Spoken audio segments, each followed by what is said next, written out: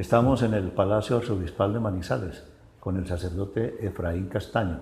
Él es el párroco de la Catedral Basílica de la capital caldense, pero además está encargado de funciones arzobispales. ¿Cuáles son esas funciones, padre? Mira, no son otras que servir a Jesucristo, difundiendo su evangelio y su amor a todos, ¿no? Lo que pasa es que al salir el arzobispo, ¿no?, ya sea por renuncia, como fue este caso, o en otros casos por muerte, en fin, se entra a un espacio donde alguien tiene que quedar encargado de toda la diócesis, ¿no? Y entonces, al salir el señor arzobispo, Monseñor Gonzalo, en 10 años fructuosos, luminosos, maravillosos, y que dejó realmente un orden estupendo, pues de todas maneras la arquidiócesis no puede quedar entonces como en el aire. Y entonces un organismo que se llama el Colegio de Consultores, ¿no?, que es como un poquitico un grupo de ayuda del obispo, cuando el obispo se va, el Colegio de Consultores se reúne y nombran un administrador diocesano que asume, llamemos así un poco, los oficios que tenía el arzobispo en cuanto a administración espiritual y pastoral, ¿no?, que es temporal hasta que llegue ya el nuevo arzobispo en función. Es decir, no hay un tiempo definido para ejercer esas funciones. El tiempo es hasta que llegue el nuevo arzobispo. ¿Y cuál es el proceso para la designación del nuevo arzobispo?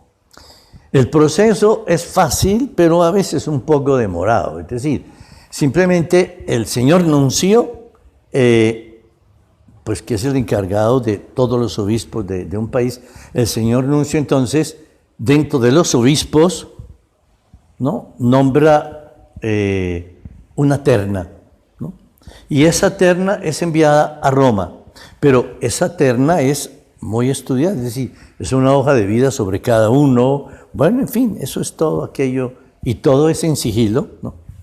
Entonces se envía la terna a Roma, Roma estudia, todo eso lleva su tiempo, ¿verdad? Sí. Estudia, y después de un tiempo manda su respuesta diciendo, de la terna, pues nos parece que pudiera ser fulano de tal. A ese fulano de tal se le llama y se le dice, bueno, aceptas, en fin, que sí. Entonces se manda nuevamente a Roma diciendo, aceptó. Entonces hay que esperar que Roma envíe ya el nombramiento oficial. El padre Efraín es comunicador, es uno de las voces más conocidas en la radio aquí en Manizales y en el departamento de Caldas. Padre, la Corte Constitucional acaba de ratificar el tema del aborto en 3 casos puntuales. No hubo pues en eso ninguna novedad. ¿Cuál sigue siendo la posición de la Iglesia con respecto a este tema? Pues mira, la posición de la Iglesia siempre será el amor a la vida. Por lo tanto, no matarás es un mandamiento taxativo, es un mandamiento que es así, ¿no? Bueno, pero se respeta el que las leyes hayan puesto estos 3 casos, que de todas maneras, pues, no nos parece que sean, pues, totalmente plausibles, ¿no? Pero de todas maneras, bueno, pues, es la ley, ¿no? No nos parecía que realmente se extendiera el aborto a todos los casos, es decir, simplemente maten la criatura que quieran, es decir, quien no quiere una criatura, mátela, es decir, es decretar una pena de muerte a los seres más indefensos del mundo, que son los niños, y que desde que están en el vientre ya son seres vivientes, son seres vivos. Claro. Entonces, realmente no podemos llegar a degenerar la vida humana, ¿no? Porque miren ustedes que nos duele la muerte de un animalito, un perrito, una mascotica, nos duele. Y bueno, es el afecto que se duele. Y ya no nos duele la muerte de un ser humano. O sea, indudablemente que ahí hay algo que hay que preguntarse y que hay que mirar, pues, cómo llevar adelante. Estamos en la época de Cuaresma, que se inició el miércoles de ceniza, inmediatamente anterior. ¿Cuál es el significado de esta época, Padre? El significado de esta época es muy linda porque es un llamado a conversión. Es decir, uno indudablemente que en un año uno hace revisión de vida, es como cuando uno cumple años, ¿verdad? Uno revisa su vida y dice, hombre, he tenido aciertos en esto, vale que sí, ¿no?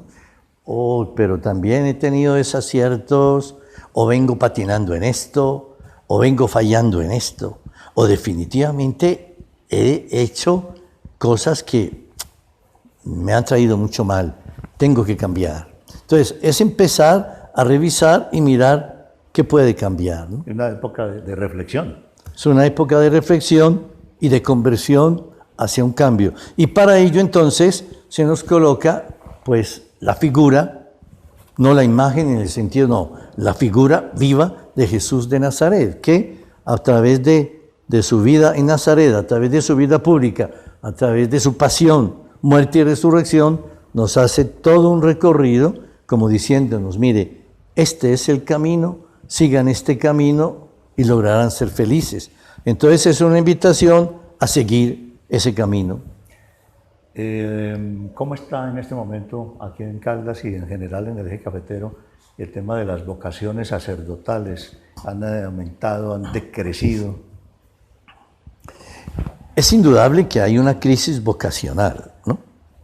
¿Por qué? Porque, pues, hombre, el desprestigio de la parte religiosa, pues, se extiende a veces, ¿no? Por lo tanto, entonces, el descenso del ánimo de seguir el camino de la vida consagrada golpea. Más sin embargo, tenemos que decir que en vocaciones, pues, no estamos bollantes, pero tampoco estamos mal. En este momento, el seminario tiene 60 alumnos, ¿no? Buen número. Entre ellos 5 profesionales, y personas ya de cierta madurez, que después de tener un título universitario, de haber hecho un recorrido laboral, profesional, dicen, hombre, no, yo quiero ser sacerdote, y bueno, y dan ese paso. Es realmente muy significativo, ¿no? Nunca es tarde para abrazar entonces el camino de la iglesia. Padre Efraín, muy satisfactorio estar con usted acá en su sede, en este bellísimo Palacio Arzobispal de Manizales. Sí. Muchas gracias y que tenga éxitos en esta labor pastoral, ¿no? Por el contrario, muchas gracias a ustedes, siempre puertas abiertas. Eso sí, mucha oración para que pues la arquidiócesis se vaya preparando, como les digo, para no dejar caer todas estas maravillas que Monseñor Gonzalo dejó para la arquidiócesis, y que el nuevo arzobispo encuentre una arquidiócesis muy fuerte y muy vital, como siempre lo ha sido.